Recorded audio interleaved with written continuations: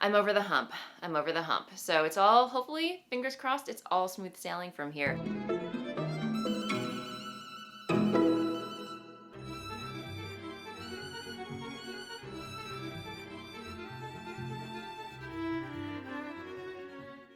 Hello there, I am Kristen, also known as Voolenvine, here on my YouTube channel, on Instagram, on Ravelry, pretty much everywhere else on the interwebs, and as always, I'm so happy that you're taking some time out of your day to chat about all the knitting, all the sewing, all the making, or whatever crafty rabbit hole I happen to be diving down this week. And I have a really fun show for you guys this week. I am going to be talking about some finished objects, some projects that I'm working on, some sewing, big elephant in the room, a little foreshadowing for you over there, but a couple of announcements before I get into all that fun stuff. I want to regale you with what knit-alongs are happening for this podcast. I completely forgot to mention it in the previous episodes, so just to kind of reiterate, in case you are thinking about hopping in on some of the make-alongs that are happening, we have the Box O Socks knit-along, which is a year-long knit-along where we're all knitting as many socks as we can and putting them into a pretty box so they're ready to wear for the year 2020. Cannot believe I just said 2020, but there you have it. And then we also have the Year of the Garment knit along, which is as the name suggests, a knit along where we're just knitting garments. As many or as little garments as you want. It's a super fun, relaxed knit along, and I don't know what else more to say about that. But yeah, we're all just knitting all the sweaters, all the cardigans. It's a good time all around. And then the one that is a 3-month knit along is the Uncomfort Zone knit along, and that is a knit along where we're knitting basically, again, as the name suggests, projects that are generally out of our comfort zone, that we normally wouldn't gravitate, be it a style of pattern or color palette or new technique, you name it. So it's wide open. It's very relaxed, as I mentioned. I'm all about the relaxed knit-alongs. So if you are interested in any of those, hop on over to the Voolenvine Ravelry group. That's where you can join in the chatter around this podcast, this YouTube channel, whatever you want to call it. And join in on all the knit-alongs and make-alongs that are happening around it. So all the details are in there, the guidelines and whatnot, and the chatter. They are just so lively, full of inspiration and really great conversation. It's a really awesome community, so definitely hop on over there and check it out. And of course, I will link to all of this stuff in the description box below where you can hop on over there. And yes, I think that is it for announcements. So I am going to get into what I've been making this week, but first, just a quick word from my amazing sponsor, Skillshare.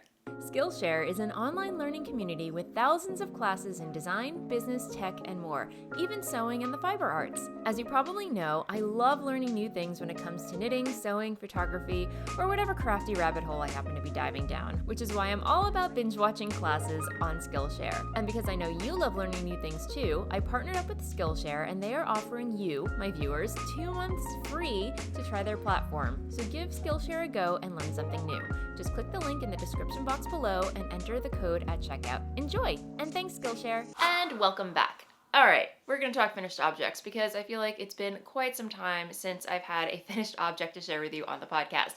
But I am very, very happy and pleased to report that I am done with my Shell Cottage socks. They're done. They're done. They're off the needles. They're not blocked, but they are on sock blockers for your viewing pleasure. Honestly, I get a lot of questions about sock blockers. These are completely not necessary. You do not need sock blockers to knit socks. These are just for, I would say, if you are gifting a pair of socks, and you do block your socks, it gives your socks a nice crisp form, so to speak. And they make for, a nice presentation if you are gifting a pair of socks to somebody. It's all for aesthetic purposes.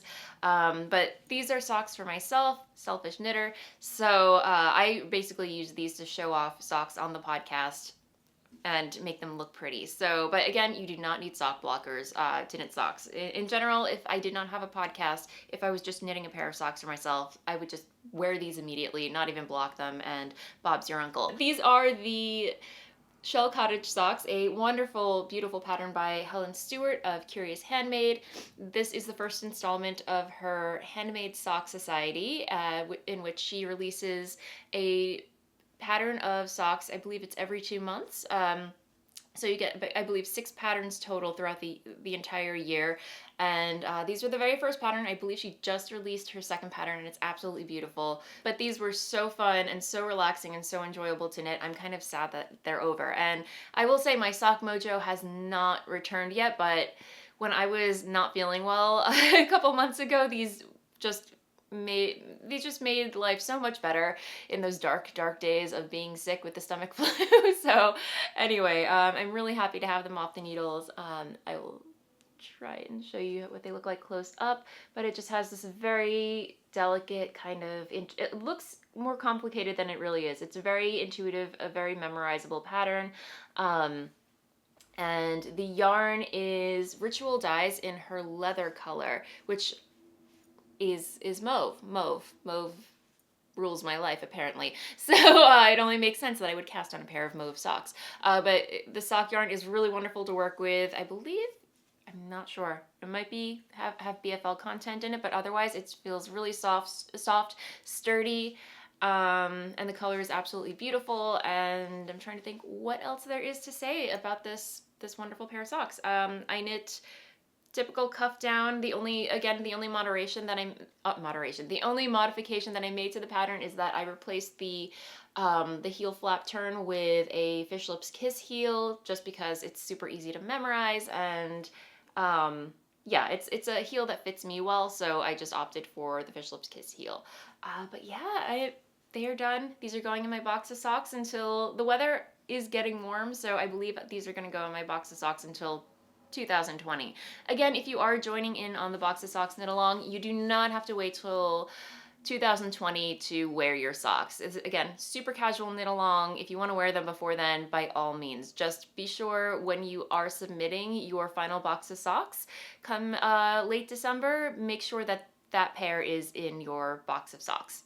That's pretty much the only guideline. So, yeah, because that will qualify you to enter to win for prizes and the like. So yes, I'm trying to think. I think that is it for the Shell Cottage socks. Really awesome pattern, beautiful, and yeah, highly recommend. All right, next up we have the Birds of a Feather shawl, a pattern by Andrea Mowry that I've been plugging away at little by little, or chipping away at, plugging away at, chipping away at, whatever you want to call it. But I got past, since I last spoke with you, I was like right about here, and I got past that last lace stripe right here. So now it's purely all just stockinette, back and forth, decreasing. I'm over the hump. So it's all, hopefully, fingers crossed, it's all smooth sailing from here. Just to show you guys where we're at. So it's really growing in length. It's super long. And again, this is a pattern by Andrea Mowry. And the yarn that I'm using is my own hand-dyed yarn. It's Voolenvine yarns using 2 bases in the I Am No Bird colorway. And the first base that I'm using is, so this bit right here is using my Nouveau base, which is a single ply fingering, and then my Ghost lace base, which is lace weight, kid silk mohair fluff, which is just so delightful and fluffy and wonderful. So yeah, just a very straightforward, relaxing knit. The only time I had to pay attention was when I was working on those lace portions, but even that was pretty mindless knitting. Very intuitive and the like. But yeah, it's coming along. It's coming along, and yeah, I cannot wait to get this off the needles. I don't know if I'm gonna have it done by next week, but I'm gonna try. And I cannot wait to take some photos of this and call it a day, because yeah, I love this shawl so much. Just the color and the shape of it, and yeah, it's gonna be a wonderful schlankety-schlanket of sorts. And that, my friends, is all I've been working on the past week. Yeah, I've been pretty monogamous when it comes to getting those socks off the needles. I've been working on my Birds of a Feather, and the urge to cast on something new has been very strong. And I am in the market for a hand knit black cardigan. And one pattern that really stuck out to me was one by Carrie Bostic Hoge, and it's just, I will pop a photo of it here, but it's everything. It just ticks all the boxes, everything that I'm looking for in a simple black cardigan that I can just chuck on over and it will go with everything. But I am planning on using this skein of Bichet and Boucher from Les Petits Lambswool. that I purchased at the Edinburgh Yarn Festival, and I got 5 skeins of this, so I've already started swatching, and I've got gauge. So, you know, and by gauge I mean I just knit a couple of rows, put a, put a ruler to it, and it seems like it's in the vicinity of such. And I'm not expecting this to be a very well, like, I mean, I expect it to fit, but it's going to be one of those casual kind of, you know, loose cardigan, so I'm not too worried about the bust area or waist shaping. So yeah, the gauge was good enough for me. So, you know, we all know how I roll with that. So fingers crossed it all goes well. So some more information about the pattern. It is actually part of a book that I actually purchased. It was just kind of like immediate, instantaneous. I'm like, yes, I need this in my life, because I was going through the patterns that were in the book and I could just see myself knitting every single thing in here, knitting and sewing. But let me actually show you the book. So the pattern is actually from Knit and Sew, a uniform, and this is it was published by Matter, which I believe is part of Making Magazine. I could be wrong, but I purchased it from the Making Magazine website, and it basically has several variations of a tunic and a cardigan. So the tunic is a sewing pattern by Grainline Studios, and the cardigan is by Carrie Bostic Hodge. And yeah, it's like multiple variations on either. So, you know, you get a lot of variations of the tunic, different design features that you can swap in and out, and the same goes for the cardigan. And you know, just looking through it online, I'm like, yes, this was a no-brainer purchase for me, because I can totally see myself making everything in here. So this is the cardigan that I want to make with the yarn, as I just showed you earlier. But, you know, you have this version, and then there's another version where you can make it longer with pocketses. I might make the version with pocketses. I don't know. But I really do like that collar. But the fact that you can swap the collars and design elements in and out with each other makes it really, really versatile. But here's like another version where it's, you know, just a simple. Here's another version where it's just a simple, straight, basic cardigan, but the tunic underneath. I mean, this could really be my uniform for dyeing yarn every day, because it has the tunic itself has pockets, and it would be perfect for putting my iPhone in where I listen to audiobooks or podcasts. And like this one is really pretty too. So yeah, highly recommend this, guys. And it comes with the pattern pieces in the back, but when you do purchase the physical copy, you also get the digital download, which is great. So, you know, just something to bear in mind, but highly recommend it. Again, popping a link to it down below if you are interested in this. But yeah, I'm really, really excited to be casting on a cardigan from here. The other cast on that I'm contemplating, that I'm resisting with all my might to cast on, is a So Faded pullover by, again, Andrea Mowry. Just because I might have found another fade in my stash that is kind of making my heart sing right now. And, you know, I think this would make a really awesome fade, you guys. I'm so tempted to cast on like immediately today. Yeah, because it's been a little bit of a rough week for me, so I might just treat myself to a cast on. And let's face it, So Faded, you know, my friend Nina, as she says, it's like they're just one big giant body sock. You know, you're just knitting around, but it's a garment that you can wear. But yeah, so this is the fade that I have in mind. This is a skein of Lavender Loon yarns that I purchased from Samantha at Vogue Knitting Live this year. And this is her Seance colorway. Totally up my alley. And this is the skein of La Bien-Aimée that I purchased while I was in Paris in her Dragon colorway. And then this is a skein of lamb strings that I purchased at the Indian Tangled trunk show before Rhinebeck this past year, I want to say in October. And this is her Home Again colorway. And then this is my hand-dyed yarn, one that I have not dyed in a long time. This was actually a colorway that I dyed for Helen Stewart's last Handmade Sock Society, and this is my Tiptoe colorway. So I don't know, I might bring it back for the spring, just because it's this really nice, lovely, kind of very light pinky mauve gray, I want to say.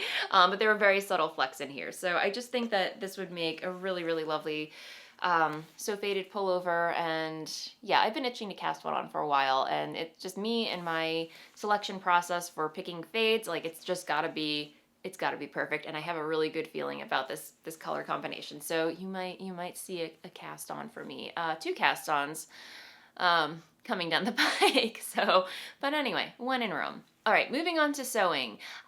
First of all, I just want to say thank you so much to everybody for all your feedback regarding the rabbit hole I fell down last week regarding Edwardian and Victorian fashions, and just wanting to learn all I can about the construction of all that. I definitely want to bring more of that inspiration into the garments that I sew for myself. Not, like going full on Victorian on you guys, but hey, once in a while might not be too bad. But just kind of incorporating those elements into my daily wear, like be it lace or what have you, maybe some more boning in my bodices. Who knows? The world's my oyster. But I did, how this could be related, I don't know. I am in the market for like a kind of like long flowy kind of, what do you call it? One of those tiered skirts. And I think this would be really, really nice for spring. And I was kind of like looking for something, vintagey, and I don't know. Long story short, I stumbled on this one pattern and it just ticked all the boxes for me, as I say, and it had to come home to me. And I found this on Etsy, and it's a vintage pattern from, let me see, I don't know what year, but I believe it's from the 70s, because yeah. So I'm really going after this type of style right here. The top's a little dated for me. I don't think I would go for that, but I could see like changing the neckline to make it more make it more of a scoop neck, and kind of get rid of that little sweetheart edge at the bottom and make it straight so it would look more corsety, if that makes sense. But yeah, all in all, I think this is kind of like a really nice template for just kind of building off of, and adding something, to my summer wardrobe, spring summer wardrobe. So anyway, this is Butterick, Quick Butterick, 6053, and at the time it was $1.75, drop in the bucket. Now these patterns go for, I don't know, they can go up for like $12. I don't know. Times have changed. But yeah, this is a size 12, so there's only one size to be concerned about. So it'll be interesting to see. I haven't opened it up yet, but it's pretty much an unused pattern. It's never been used before, but it is a single size in here. So going by the body measurements, the waist, I want to go for a size 26 and a half. So yeah, that is a size 12, and they don't give you the finished measurement. So I'm assuming that the waist will be that in the round, will be that in circumference, and the rest will just have to be touch and go. But anyway, so yeah, that is my new pattern acquisition this week, aside from the uniform book. But yeah, I guess the elephant in the room that I'm going to be talking about today is my wonderful coat. Another simplicity pattern, and I'm totally blanking on the number. I think it's 60. I'm not even going to guess, but I'll pop it in the down bar. But this is also a simplicity pattern by Leanne Marshall, I believe, and I will insert a video of me talking about this garment in more detail up close so you can see the full thing. And this is my coat. It is finished. The only thing I would say that I still have to do is put a little snap right here to snap it closed, but other than that, it is done. The fabric that I used I purchased it from moodfabrics.com, and it is by Rag & Bone. It is a very heavyweight boiled wool, I want to say, but it's this really nice charcoal heather shade that I feel like goes with a lot of things. And yeah, it has like this double layered collar, which I will say, this was no picnic to sew, you guys. I needed a heavy doodle. I needed a heavy duty needle to go through lots and lots of layers of fabric under here. And then I had to do some understitching, and honestly, there were points where I was like, I don't think it's possible to even stitch this thick layer amount of fabric. But thankfully it all worked out.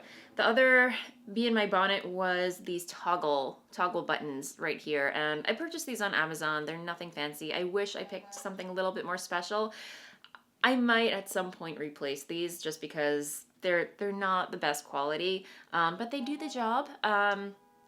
And yeah, so the pattern says, you know, once everything's all said and done, you put the buttons on last, which my friend Amy said, you know, I contacted her and I was like, all right, how the hell do I sew on these buttons with all this fabric happening around here? And it's like not just a lot of fabric, it's a thick, heavy fabric, and I could not get the needle to pivot around this little circular edge right here. So in hindsight, she said that she would have sewed the buttons on before attaching this panel to the side panel, which makes perfect sense. Yeah, so the tutorial that I was following, the pattern itself and the sew along that I was following on Creative Bug, she sews it on after everything, which now it just makes absolutely no sense. It would make sense. It might be a lot easier if you are working with a more lightweight fabric, something that's easy to maneuver, so that would be fine. But because this has like just so much weight to it, it was impossible. So my workaround for that was just sewing a straight line here to get it. Well, first of all, I added fabric glue to just make sure to stabilize the buttons onto the fabric. And then I feel like I'm touching her boob right now. I'm sorry, Margot. Anyway, so I stitched right down here, and then I just hand stitched at little points right here. You cannot even see the little stitchings right here, but I just felt that would, you know, keep it stable and do the job. So far so good. But the other reason why I didn't want to machine sew it is because if I can unbutton it right here, you would see like the stitching right here for the button. It goes, you know, it goes through the fabric, and if I were to stitch all the way around, you would get stitching over the lining that's happening over here, and that would just look really ugly and unprofessional. And I could see why she was saying, you know, do it before, so all that stitching would be under this facing right here. So that was my workaround. I think it works pretty well. So far so good. Granted, I have not put this coat through its paces yet. I will be able to do that next year. But so far I've been trying it on, and so far so good. And this pretty little number under here is something that I will talk about next week. But this is a dress by Deer and Doe that I'm currently working on. The I'm blanking on the name, but putting it in the down bar for you guys.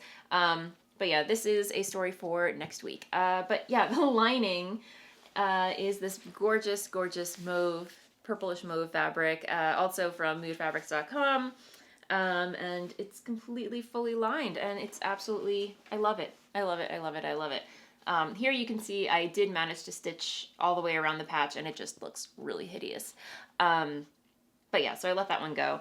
Yeah, and it is just... oh, I love it. I love it so much. I'm going to pop the camera off so you can see some details, some more details, but it's, you know, do a little turny turn for you guys. This is what it looks like in the back. Yeah, so it's got, again, this double layer collar that you can pop up for colder weather, an extra layer so you can do the Maleficent look if you know what I'm talking about. I mean, how dramatic is that? That is awesome. So yeah, it's just really, yeah, I'm just in love with this coat so much, you guys. I cannot wait to wear it. And when I did try it on, it is a little loose on me. It does have a lot of ease, but that was probably because I'm not wearing a sweater. It has that ease to accommodate layers. And the fact that this is like a super heavyweight wool, it's gonna keep me super warm, and yeah, this was a labor of love, you guys, and I'm so happy it's done. And yeah, I'm trying to think what else I want to say about this guy. Her, she, the coat. I think that is it. Yeah, so that is my coat. I still have to get some more photos of it. It's definitely, the weather's been definitely warming up, so I should probably get those photos sooner than later. But again, my backyard is not up to snuff, though I do see the signs of the ivy wall coming back. And if you're not familiar about the ivy wall, that's in the beginning of this episode. I have like a shot of an ivy wall for the titles and everything. That's what my backyard looks like during the summer and warmer months. So I'm starting to see signs of those leaves popping back in, and I cannot wait, because that is like the ultimate backdrop for all of my knits and my makes and everything. So I've missed it dearly. It needs to come back. But in the meantime, I don't know. I'm gonna try. I'm gonna try and get some photos of it soon. But yeah, that is my coat, and I cannot. Well, I don't want to say I can't wait for next winter because I kind of want summer to stick around for a little bit. The warmer weather, I do miss it. It's gonna be great once the cold weather comes back and I can actually enjoy wearing this coat because yeah, I put so much work into it, guys, and I'm so proud of myself. Yeah, so that is done, and I'm trying to think what else aside from that and sewing. That is it for sewing this week, guys. So I'm gonna move along to Blather, but just a quick heads up about my shop update this week. I am having a shop update on Friday, April 19th at 5 p.m. Eastern Time. I hope you can make it. My yarn shop is online at www.voolenvineyarns.com. And if you haven't already, I highly recommend signing up for my newsletter so you can find out what colorways and bases will be in the shop. That'll give you all the details, as I mention every week. So just hop on over to my website, scroll up or down to the bottom of the page, and click on newsletter, enter your info, and every week you will be looped in as far as what's happening in my shop and other news surrounding Voolenvine yarns. So definitely check that out. All right, so as for Blather, the segment where I chat about what's happening in my life, should you care to stick around, I'm trying to think. Yeah, the one thing that I want to talk about is Notre Dame, the cathedral, beautiful cathedral in Paris, France, that sadly suffered some major damage this past week. It caught fire. I believe it was due to some construction. Very, very heartbreaking. I was definitely taken aback by it. Obviously, like I feel the whole world was taken aback by it. This beautiful structure that's survived 2 world wars, that's been built. It's over 800 years old, and for it to suffer a massive fire like that was just really, really heartbreaking. And it really hit me especially hard because I had just been there 3 weeks ago. Dennis and I went on vacation after Edinburgh Yarn Festival. I met up with Dennis in Paris, and we hit up all the tourist attractions, and the Notre Dame was definitely one of them, and one of the most impactful moments of the trip. And it was just getting to see that was just words cannot describe. And I'm so lucky, so incredibly lucky that I was able to experience it before that horrible thing happened. And I'm gonna try and post some photos here so you can see the photos that I took. And it's just really, really hard to believe that that beautiful ceiling and everything is just gone, like in an instant. It's so crazy. So my heart goes out to Paris, and I'm really hoping that it rebuilds. It won't be the same. I know it won't be the same as it was in the past, but you know, I'm just, yeah, again, it just really hits me when you're like, when you realize it. It's like, my gosh, it's like something that was there, you know, yesterday, it just can be gone in an instant. And I hope I get to visit again soon, and hopefully the next time I visit, I will, you know, they will have rebuilt, and it'll just be just as beautiful, if not more, in its restored state. So yeah. Other than that, this weekend is Passover and Easter. So for those who celebrate, happy Passover, happy Easter. Dennis and I are actually heading up to Dennis's brother's place in Pennsylvania on Saturday to celebrate Passover, and then on Saturday we're gonna drive back Sunday, and then on Saturday we're gonna go out to New Jersey. I'm sorry, no, not New Jersey, Long Island, to visit my cousin and my aunt to celebrate Easter. So yeah, double whammy holiday weekend. It should be lots of food, lots of fun, and get to catch up with family. I am going to try my hand at making chopped liver for Passover. Truth be told, I love chopped liver. It's an acquired taste. Not everyone likes it. Even Dennis is a little on the fence about it, but me, I love chopped liver. So I'm gonna try my hand at making that. I made it a long time ago, and it actually turned out really, really good. Dennis liked it, so I don't know if I have the same recipe, but I found something on Pinterest, and I will post a link to that recipe below, but I believe it's just, you know, chicken livers, onion and egg, and like a dash of sherry and some other spices. Really simple to whip up, so I'm gonna whip some of that up, and maybe even, hey, bring some over for Easter, because, you know, there are eggs in there. It should be a really fun, busy weekend. I don't think I'm going to be able to get some sewing in, but, you know, I will have some knitting with me. And yeah, so I'm trying to think what else. I think that is it for this week, guys. We started watching Game of Thrones. What we should really do is just wait till it all plays out and then binge watch it. But you know us, we're gonna suffer through. We're gonna watch it week by week and shake in our boots until the next episode comes out. But yeah, Game of Thrones, yay! So excited it's back, and so sad it's the last and final season. But anyway, yeah, so all right, I'm gonna leave it there, guys. Thank you so much for hanging out with me this week. If you did enjoy this episode, please like and subscribe below. I put out an episode every Friday for your viewing pleasure, and it's always wonderful hanging out with you guys. I look forward to it every week, and yeah, happy knitting, and I will see you next time. Bye!